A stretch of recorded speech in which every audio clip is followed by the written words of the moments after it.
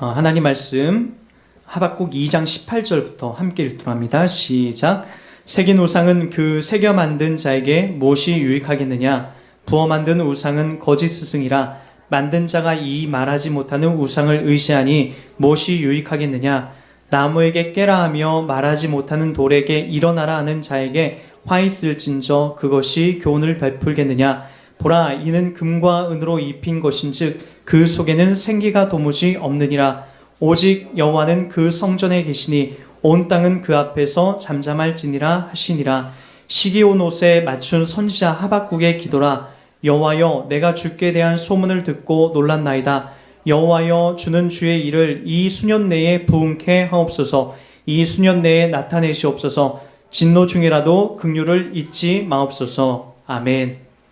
하박국서를 우리가 계속 이제 공부해 오면서 이제 오늘이 10번째 시간을 이렇게 보내고 있습니다. 제가 원래 계획으로는 한 10번 정도 본문을 이 하박국서를 설교하면 좀 끝내겠다, 그런 생각이 들었었어요.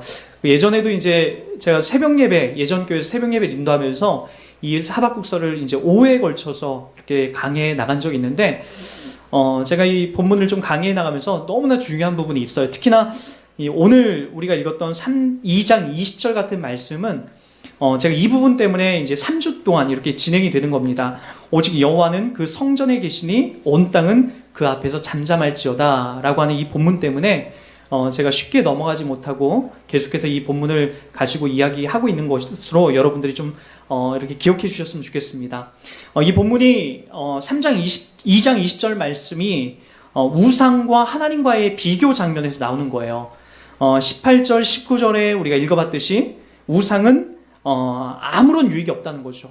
아무런 그 안에 생명도 생기도 없고 그 안에 어떤 우리의 소원을 들어줄 수 있는 능력도 없고, 그리고 그것에게 오히려 절하고 그를 섬기는 것은 오히려 우리들에게 더 큰 화를 머금게 한다라고 하는 것으로 이제 이 18절부터 19절이 이제 나오기 시작합니다.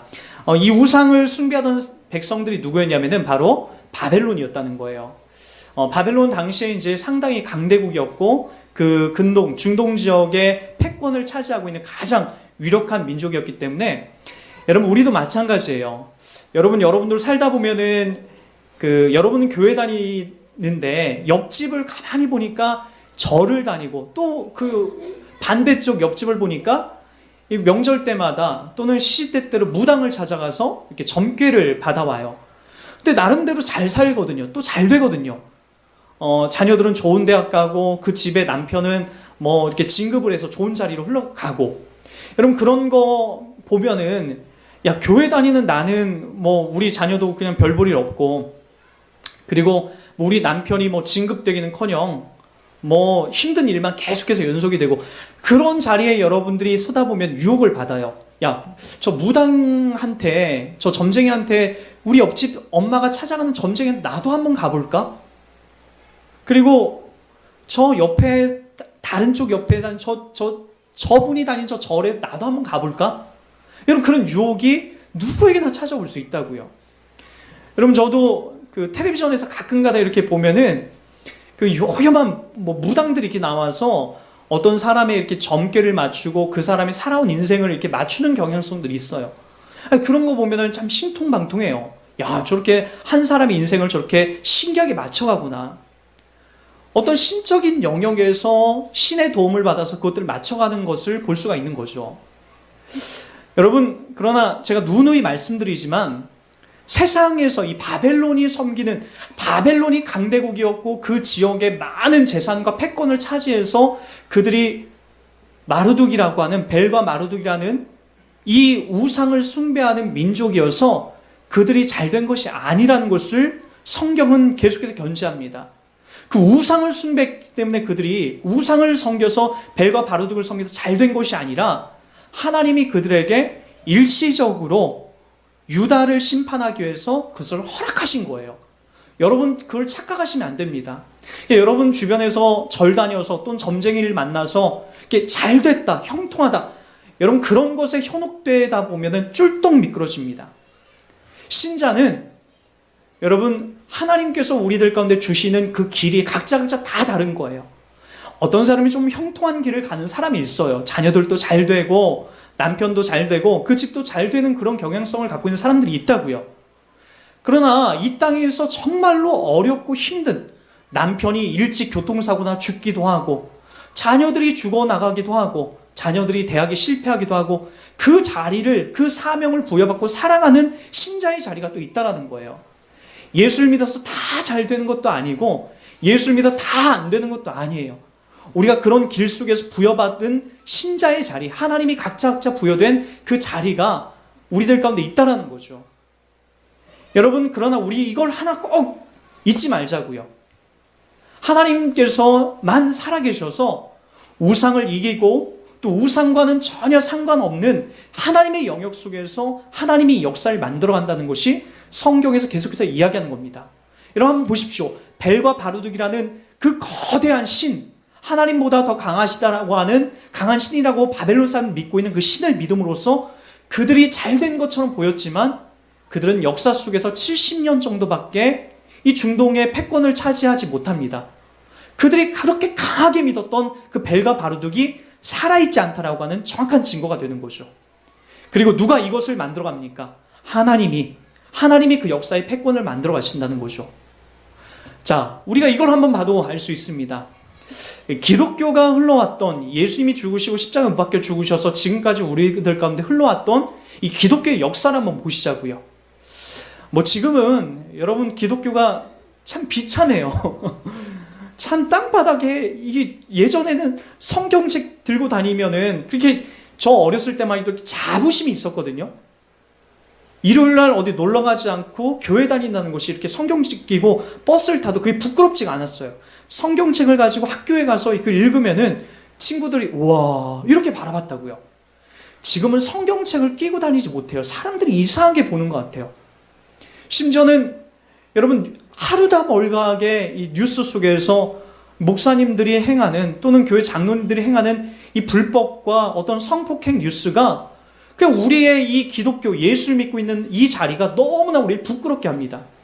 뭐 최근에도 그 청년들을 대표했던 목사가 이제 전병호 목사, 예전 3.1교회 전병호 목사였다면 그 사람 앞에서 얼마나 많은 청년들이 이렇게 참 따랐습니까? 근데 이 청소년의 대표로 했던 사람은 그 최근에 이제 그 한 40대 후반의 어느 목사님이었어요. 근데 그 목사님이 여러분 다 알다시피 그냥 미성년자, 이 청소년을 꼬드겨가지고 그 성적 놀이기로 삼아서 한참 동안 그를 윤관했던 아주 이 가슴 아픈 일들이 이게 우리 뉴스 가운데 또 나오지 않습니까? 기독교가 이렇게 되고 말았다고요. 가장 청년을 대표하는, 가장 청소년을 대표하는 그분들이 그냥 그렇게 넘어가고 그렇게 타락하는 거예요. 저는 그 지점이 안타까워요. 근데 평상시 그분들이 내세웠던 메시지나 삶의 자리를 보면은 사실 하나님이 그들 가운데 있었다라고 하는 그 자리를 찾아보기 참 어려워요. 왜냐하면은 제가 그분들의 소식들을 나중에 이렇게 뒷이야기를 이렇게 들어요. 상당히 이렇게 폭력적이었고 또 상당히 이렇게 비인격적이었다는 이야기가 상당히 많이 들려요. 그러다 보니까 내 주변에 있는 모든 사람들을 마치 자기 종 부르듯이, 목사니까, 내가 대표니까 나를 섬기고 나를 따르라고 하는 그런 상황 속에서 참 희한한 행동들을 담아내는 그런 작태가 이 기독교에 나오고 있는 거예요. 다 잘못된 거예요. 엉뚱한 길로 간 겁니다. 그러나 여러분 이걸 꼭 기억하시기 바랍니다. 기독교 2000년 역사상 그런 사람들이 계속해서 나왔던 건 사실이에요. 그럼에도 불구하고 어느 자리, 어느 장소에서 기독교의 복음이 끝났던 적이 한 번도 없습니다. 무슨 얘기냐면은 어디선가 이런 잘못된 복음과 잘못된 행동을 하는 사람들이 분명히 있었지만, 그래서 기독교가 예수 그리스도께서 이 땅에 오셔서 죽으시고 부활하신 이 생명의 복음이 어느 한순간도 멈춰섰던 적이 없었다라는 거예요. 그래서 2000년 전에 예수 그리스도께서 죽으시고 부활하신 그 복음의 은혜가, 사실 기독교가 많이 타락하고 중세시대 때 면죄부를 주면서 이것을 사야 니네들이 구원받는다라고 하는 가장 타락한 시대를 보냈음에도 불구하고 여전히 복음은 살아서 우리들 가운데 전해지고 있더라는 거예요. 누가 이걸 만들고 계신 겁니까? 누가 쥐고 있는 거예요? 바로 역사의 주관자인 바로 하나님이 이것을 쥐고 우리들 가운데 말씀하시는 거죠. 우리 인간들은 계속해서 하나님의 복음을 증언하는데 반대적인 사건만 만들어내요. 이런 성폭행과 이런 폭력과 이런 돈을 따라가는, 돈만 좋아하는 그런 종교 지도자들이 나타나기 십상이 그때에. 그래서 복음이 도저히 전해질 것 같지 않은 그 상황에서도 하나님은 여전히 이래서 어느 한 구석에 예수 그리스도의 복음과 이 생명이 여러분 퍼져나가는 그 일들을 하시더라는 거예요. 마치 사도행전 1장 8절의 말씀처럼 오직 성령이 너에게 임하시면 너희가 권능을 받고 예루살렘과 온 유대와 사마리아 땅끝까지 이르러 지금 우리가 믿고 있는 이 복음이 여러분들에게 여전히 흘러가고 전해지고 있다는 거예요. 사람들은 이 복음을 계속해서 방해하는 작업을 하지만 이 복음은 인간의 실수와 잘못 앞에서도 여전히 흘러가는 역할들을 하더라는 거예요. 여러분 아시다시피 우리 구성원만 보더라도 알 수 있지 않습니까? 저 같은 경우에는 도둑질을 하다가 하나님을 만났고요. 우리 여기 이제 다 여기 하나님을 믿지 않는 사람들인데 오늘 여러분들이 여기에 와 있다는 거예요. 그게 신기하다라는 거예요. 하나님이 일하시고 계시다라는 거예요. 나 같은 사람이 어떻게 예수를 믿고 목사가 돼서 이 자리에 서 있습니까? 사기나 안 치면 다행이지. 도둑질이나 안 하면 다행이지. 목사가 돼서 여러분들에게 하나님이 있다라고 얘기하고 있잖아요. 여러분들도 신기하지 않나요? 여러분 같은 사람이, 여러분 같은 존재가 어떻게 지금 예수 그리스도를 나의 구세주로 믿고 있어서 집에 있으면 시원한데, 커피숍에 가면 시원한데 커피 한 잔 시켜놓고 이 더운 날 그렇게 보내면 좋은데 이 교회 와서 여러분 이러고 우리가 예배를 드리고 있다는, 이게 신기하지 않냐는 거예요. 무엇이 우리를 이끌어가고 있는 겁니까? 예수 그리스도의 복음과 생명이 우리를 이끌어가고 우리를 붙잡아가고 있는 정확한 증거가 되는 거죠.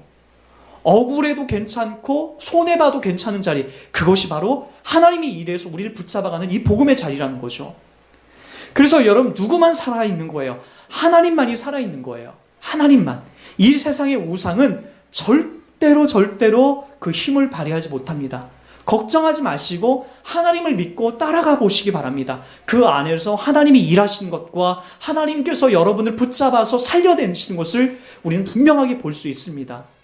여러분, 우상은 우리들에게 어떤 존재인지 열왕기상을 보면 이 부분이 좀 더 명확하게 나왔어요. 우상과 하나님이 어떻게 다른가. 제가 이 부분 한 번 더 정리하고 하나님은 도대체 이 땅에 우리들 가운데 어떤 일을 하시고자 작정하고 오셨는가를 우리 한번 확인해 보도록 하겠습니다.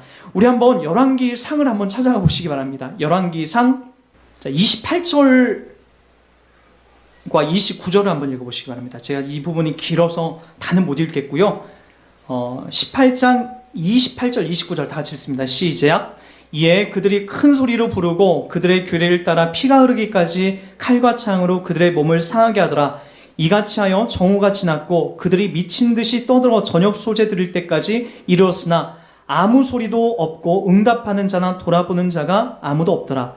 자, 저를 이제 보시기 바랍니다. 역사적인 사건 속에서 이스라엘이라는 나라가 북쪽과 남쪽으로 나눠져서 오므리 왕조는 북쪽 이스라엘, 아직 북쪽이 망하지 않은 그 시점, 북이스라엘은 BC 722년에 아시리아한테 멸망을 당합니다. 그 전에 있었던 오므리 왕조라는 그 왕조 시대 때 실제적으로 있었던 사건이에요. 자, 오므리 왕조 때는 어떤 시대적 배경이 어땠냐면요, 그 나라가 바알과 아세라를 섬기는 제사장들까지 만들어졌어요. 하나님을 믿는, 하나님을 섬기는 그 나라가 이젠 바알과 아세를 섬겨요. 우리 지난번에 불상, 그 상을 통해서도 우리가 봤지만 바알과 아세라는 뭘 상징하냐면은 바알은 이 남자신을, 농사의 신을 담당을 합니다.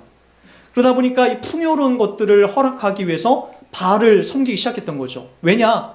북이스라엘이 그 앞에 넘어진 거예요. 주변의 강대국들이 바알 섬기는 나라 보니까 농사가 잘 되더라. 우리도 바알 섬기잖아요. 바알을 끌어 들여와요. 그리고 나서 또 아세라는 누굽니까? 아세라는 풍요의 신이에요. 사람을 많이 낳고. 그래서 유방이 크고 엉덩이가 컸던 그 상을 우리가 볼 수 있을 겁니다. 그래서 그 두 신상을 섬기고 이 오므리 왕조는 이 바알과 아세라를 섬기는 제사장들을 키워냅니다. 그리고 그 당시에 850명이 모여집니다. 자, 850명과 여호와 하나님을 섬겼던 엘리야가 바로 이 갈멜산에서 전투가 벌어집니다. 어떤 전투였냐면 내기였어요. 내기. 야, 누가 진짜 신인지 한번 따져보자. 그래서 바알과 아셀을 섬기는 850명과 하나님을 섬기는, 하나님을 믿는 엘리야 한 명이 바로 갈멜산에서 모여지게 됐던 거죠. 자, 먼저 바알과 아셀을 섬기는 그 제사장들이 850명이니까 얼마나 웅장하겠습니까? 그들이 내는 목소리. 그들의 신에게 지금 와서 이 제단에 송아지가 올려져 있는데 이걸 태우는 것을 내기를 겁니다. 이걸 태우는 자가 진짜 하나님이다. 그래서 바알과 아셀을 섬기는 그들이 아침부터 계속해서 바알과 아세라의 그 불이, 하늘의 불이 그것에 임해서 이 송아지를 태우기를 간절히 기도합니다. 근데 그것이 임하지가 않아요. 절대적으로 임하지가 않죠. 그랬더니 그들이 어떻게 합니까? 자의를 하기 시작합니다. 여러분, 가끔가다 그 미국의 사탄 음악을 하는 사람들을 이렇게 전형적인 모습을 보면은 그들이 무대에 나오기 전에 뒤에서 막 이 동물을 잡아 죽여서 흥분하게 되고 막 동물을 갈기갈 찢어서 자극하는 그런 것들이 있다라고 해요. 마치 오늘 장면도 그거죠. 우리 한번 28절 다시 한번 읽어볼까요? 이에 그들이 큰 소리를 부르고 그들의 귀를 따라 피가 흐르기까지 칼과 창으로 그들의 몸을 상하게 하더라. 자기의 몸을 상하게 함으로써 더 강렬하고 더 간절한 신의 그 응답이 있기를 그들이 원했던 거예요. 자기 몸을 찢어가지고 피가 흐르기까지 했지만 그들에게 신은 오지 않습니다. 한참 동안 해도 오지 않아서 그들이 지쳐버리고 맙니다. 그리고 결국엔 바알과 아세라 신은 커녕 제단 위에 그 어떤 것도 꼼짝하지 않게 되는 거죠. 그때 엘리야가 다시 그 제단을 수축합니다. 그리고 나서 송아지를 새로운 번제물로 거기에 올리고 그리고 각을 떠서 뜬 다음에 그리고 희한한 이런 작업을 합니다. 나무 위에 석유를 갖다 껴얹어도 시원찮을 판에 물동이 4개를 갖다가 그곳에 다 물을 껴얹으라고 해요. 말도 안 되는 거죠. 우리가 이 번제물을 태우기 위해서는 물을 갖다 뿌리면 안 되잖아요. 근데 물을 갖다 뿌리래요. 그리고 그것을 몇 번이나 하냐면은 총 3번씩 그렇게 갖다 뿌립니다. 그랬더니 제단에 그 물이 흘러서 그 고랑을 만들 수밖에 없어. 고랑에 물이 줄줄줄 흘러내려요. 그리고 나서 엘리야가 하나님 앞에 했던 기도의 내용이 여러분 37절에 나옵니다. 한번 다 같이 읽어볼게요. 시작. 여호와여 내게 응답하소서, 내게 응답하옵소서. 이 백성에게 주 여호와는 하나님이신 것과 주는 그들의 마음을 되돌이키심을 알게 없어서 하매. 흥분하지 않습니다. 어떻게 하죠? 하나님에게 인격적으로 이야기하고 대화를 해나갑니다. 여러분, 바알과 아세를 섬기는 사람은 어떻게 써요? 응답을 안 하니까 그들의 몸을 자극하라고 찢어요. 피를 흘려서 더 흥분하게 합니다. 신의 감동을 받기 위해서 그래서 이 자리에 와서 이 제단을 태우기를 간절히 원합니다. 그러나 엘리야는 그렇게 하지 않아요. 물을 갖다 뿌리고 하나님께서 능히 이 제단을 물이 부어져 있지만 기름을 건진 것보다 더 분명하게 태울 것이라는 것을 믿고 있었던 거죠. 왜냐? 이 일은 하나님이 계획하신 거기 때문에. 그래서 하나님에게 뭐라고 얘기한다고요? 흥분하지 않아요. 막 발광함이 뛰지 않아요. 그냥 대답하고 물어봅니다. 하나님 앞에 인격적으로 물어봐요. 마치 옆에 우리 주변에 따뜻한 인격자와 대화하듯이 엘리야가 그렇게 말을 해요. 여호와여 내게 응답하소서, 내게 응답하옵소서. 이 백성에게 주 여호와는 하나님이신 것과 주는 그들의 마음을 되돌이키심을 알게 없소서. 그렇게 하나님에게 간절히 그리고 하나님에게 그렇게 마음의 소원을 아뢰고 있다라고요. 그게 바로 뭐라고? 우리가 믿는 하나님이라고요. 여러분, 하나님에게 기도할 때 흥분할 필요가 없습니다. 하나님은 사랑의 하나님이고 여러분들을 인격적으로 대하시는 하나님이에요. 언제나 그분은 여러분들을 관찰하고 계시고 여러분을 보고 계시죠. 여러분, 하나님의 속성 중에 가장 중요한 속성이 하나 있어요. 그게 뭐냐면 사랑이에요. 사랑. 그 사랑이라는 것을 우리가 확인하는 순간 여러분 이런 기도를 할 수 있는 거예요. 저는 교회에 와서 맨 처음에 하나님을 그 아버지라고 하는 것이 되게 부담이 됐었어요. 왜냐면 저희 아버지는 저를 상당히 많이 이제 학대를 했거든요. 저뿐만 아니라 우리 여기 조카들도 와 있는데 저희 우애 형님도 바로 이제 저랑 3살 차이 나는 저희 우애 형님도 항상 아버지한테 맞았어요. 그게 맞은 정도가 그냥 따귀한테 때리고 끝이 아니라 술 먹고 들어오신 날에는 진짜 다 대피해야 돼요. 안 그러면 어머니는 모가지를 쫄려서 거의 죽음 직전까지 가시고요. 그리고 저희들은 따귀뿐만 아니라 주먹으로 날아가고 이를 갈면서 죽여버리겠다라고 하는 그 고통스러운 소리를 들어야 되는 그 어렸을 때 그 국민학교, 그 초등학교에 그 어린 시절을 그렇게 배워왔어요. 여러분, 그런 아버지 밑에서 배워서 처음에 교회 가서 하나님을 아버지라고 목사님이 그렇게 부르라고 하니까 그게 얼마나 부담이 돼요. 아, 하나님도 나를 우리 아버지처럼 때때로 패고 내가 못하면 나를 죽일 수도 있겠구나. 그렇게 하나님에 대해서 각인이 되기 시작했던 거예요. 처음에는요. 그래서 하나님을 무서워하고 두려워했어요. 그런데 그 교회 가서 제가 보았던 다른 부모님들의 모습을 보니까 그렇지 않은 거예요. 자녀를 보고 끔찍하게 아끼기 시작하고 자녀에게 게임을 하고 내기를 하는데 자녀에게 져주는 거예요. 이 아버지가 자녀를 이기자. 우리 아버지는 그렇게 하지 않으셨거든요. 술만 먹으면 우리를 죽이려고 하고 우린 맨날 도망가기 바빴고 그런 아버지 밑에서 자라는 것과 그런 아버지만 봤는데 교회에 와서 다른 아버지들을 보니까 이건 웬걸요. 내가 경험했던 아버지와는 완전히 다른 거예요. 아, 그렇구나. 야, 진짜 하나님이라면 저런 하나님일 수도 있겠구나. 그러면서 인식이 바뀌어졌어요. 그리고 내가 자식을 낳아서 길러보니까 하나님에 대한 개념 자체가 바뀌는 거예요. 저는 지금도 그래요. 언제나 내 자녀와 내기를 하면, 달리기 시합을 하면은 쟤는 지금도 지가 아빠를 이기는 줄 알아요. 어린이집까지 뛰어갈 때마다 자전거를 타건 달리기를 하건 저는 아슬아슬하게 내가 이길 동 말동하다 항상 결승점에서는 제가 져줍니다. 이길 수 있는데 져줘요. 아버지는 다 그렇더라고요. 내 자녀 기살려주고 내 자녀 자존감을 높여주기 위해서 그렇게 하더라고요. 여러분들도 승부욕이 강하고 아무리 여러분이 이 땅에서 싸움하고 이기는 걸 좋아하지만 자녀를 낳으면 자녀 앞에서 져주는 것이 아버지더라고요. 그 하나님을 만나고 나서 이제는 하나님의 사랑과 하나님의 그 크신 속성, 그것들을 알기 시작했던 거죠. 여러분, 지금은 하나님이 너무나 좋아요. 날 사랑하시고 내가 기도하면 언제나 반응하시고, 여러분 성경에도 그런 이야기가 수두룩하게 나와 있습니다. 조금만 찾아도 나와요. 하나님이 우리를 사랑하시는 사랑을 우리가 알고 믿었노니 하나님은 사랑이시라. 사랑 안에 거하는 자는 하나님 안에 거하고 하나님도 그의 안에 거하시느니라. 하나님이 갖고 있는 것이 사랑이래요. 그 사랑 때문에 우리가 바뀌는 거죠. 요한일서 4장 10절도 사랑은 여기 있으니 우리가 하나님을 사랑한 것이 아니요 하나님이 우리를 사랑하사 우리 죄를 속하기 위하여 화목제물로 그 아들을 보내셨습니다. 말도 안 거 아닙니까?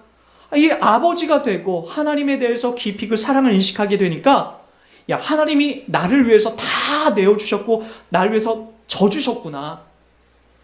내가 이 세상에 살면서 나는 내 젊음과 내 혈기와 내 힘으로 이 세상을 내가 이기고 살아가는 줄 알았는데 그게 아니었구나. 하나님이 다 참고 기다리시고 져주면서 심지어는 자기 아들 독생자 예수를 보내시면서 날 위해 져주셨구나. 그걸 이제 알기 시작했던 거죠. 보세요. 사랑은 여기 있으니 우리가 하나님을 사랑한 것이 아니라고 얘기하고 있지 않습니까? 우리가 하나님을 사랑한 게 아니에요. 하나님이 우리를 사랑하사 우리 죄를 속하기 위하여 화목제물로, 하나님과 우리의 그 관계를 회복하기 위해서 화목제물로 이 땅에 그 아들 예수를 보내셨다라는 거예요. 이거보다 우리를 위해서 져준 사건이 어디 있습니까? 그래서 요한복음 3장 16절 17절에도 이렇게 얘기하지 않습니까? 하나님이 세상을 이처럼 사랑하사 독생자를 주셨으니 이는 그를 믿는 자마다 멸망하지 않고 영생을 얻게 하려 하심이라. 하나님이 그 아들을 세상에 보내신 것은 세상을 심판하려 하심이 아니요 그로 말미암아 세상이 구원을 받게 하려 하심이니라. 맞죠, 여러분? 절망과 좌절만 있는 게 우리들 아닙니까? 여러분, 조금만 나이 먹어보면 알아요.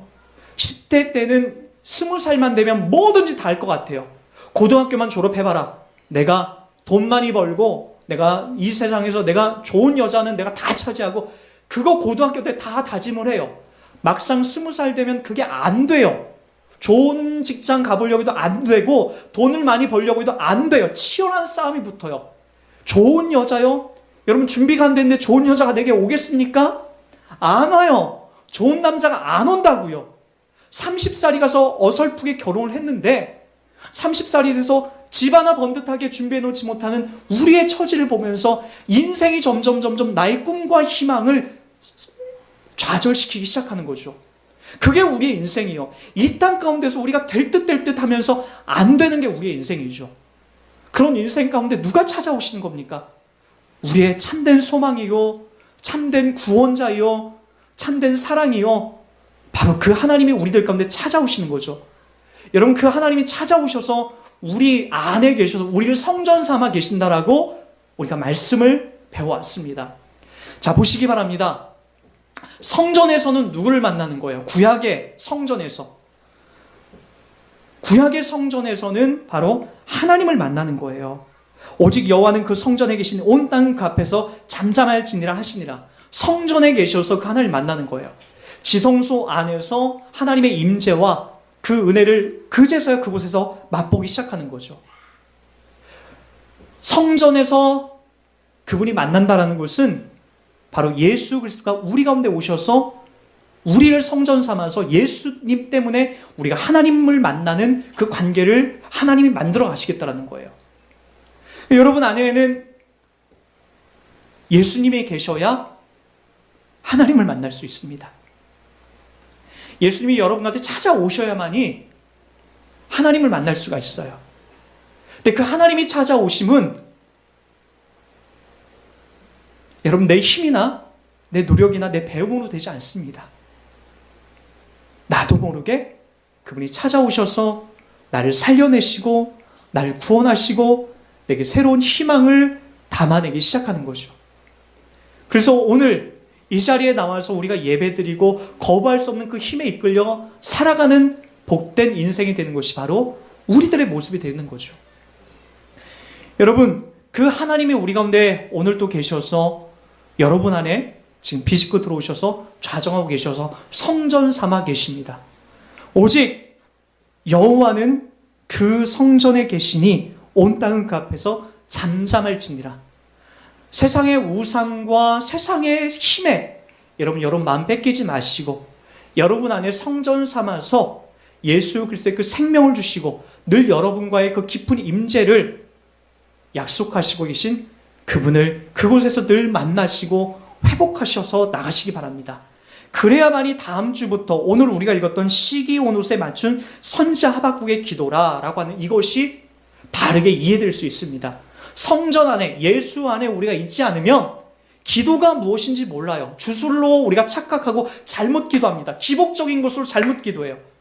여러분 하박국은 맨 처음에 하박국서 1장에서 기도할 때 하나님에게 따지듯이 기도합니다. 자기가 모든 것이 맞았다라고 생각을 해요. 내가 살아온 관점, 내가 바라봤던 관점, 내가 생각했던 모든 것들이 본인에 의해서 이치적으로 따져보니까 그것이 맞았다라고 생각을 했어요. 그래서 하나님이 와서 나에게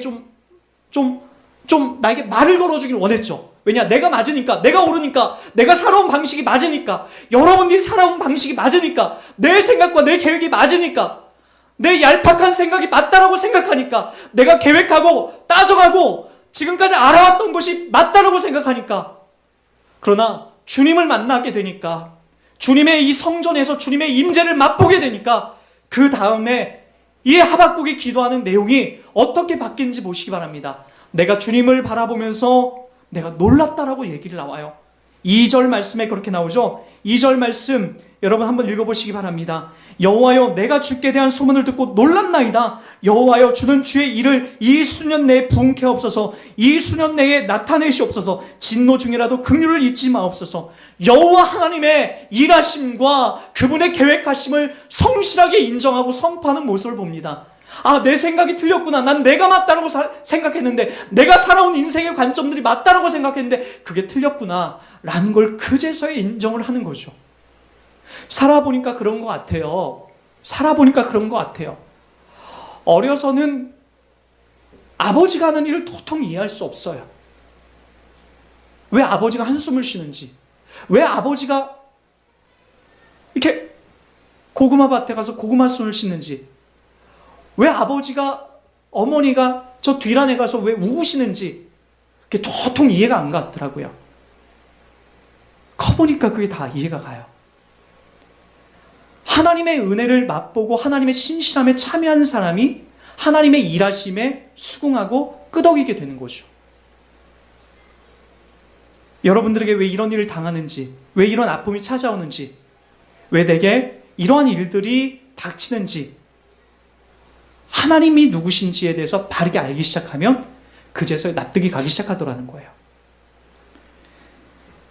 주님께서 성전 삼고 있는 여러분들이요, 이 복된 자리에 있다는 것을 기억하시고 하나님의 이 깊은 사랑과 은혜를 바르게 배워나가는 여러분의 인생이 되시기 바랍니다. 그 안에 있으면 절대로 손해보지 않습니다. 하나님의 역사 속에 여러분들이 있다는 것을 확인하는 순간 여러분 억울한 인생이 아니다라는 걸 금방 깨닫기 시작합니다. 그 깊은 은혜와 그 희망을 갖고 여러분들이 살아가는 인생 가운데서 여러분 이게 절망하거나 좌절하지 말고 주님 바라보면서 그 날을 기대하면서 힘있게 살아가는 여러분의 인생 되길 주님 부탁드리겠습니다.